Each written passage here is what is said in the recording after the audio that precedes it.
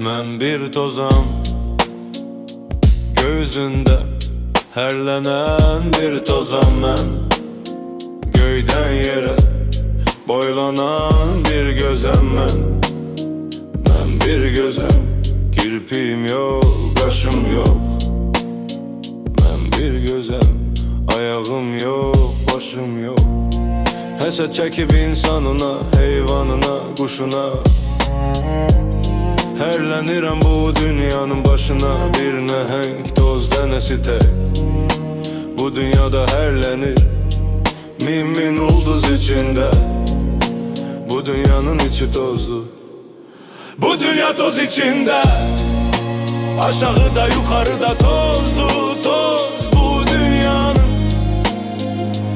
Əvvəli də axırı da tozlu, toz. Mən bir tozam, kim nə bilir axı hardan qopmuşam. Ya əvvəldən ya axırdan qopmuşam. Yorulmuşam toz olmaqdan ilahi, bədənsiz, cansız olmaqdan ilahi. Mən bir qadın bətninə yığılmaq istəyirəm.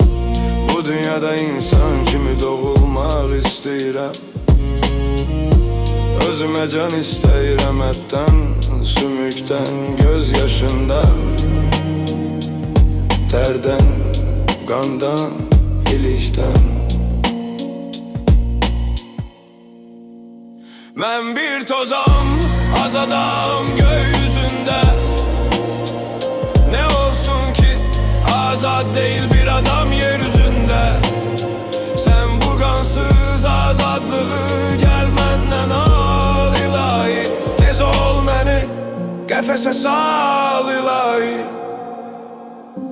Nəfəssizəm, tez ol mənə nəfəs ver. Nəfəsimə bədən adlı qəfəs ver. Mənə səs ver, səsə qəfəs ağız ver.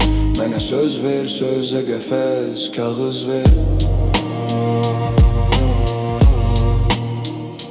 Kağız ver.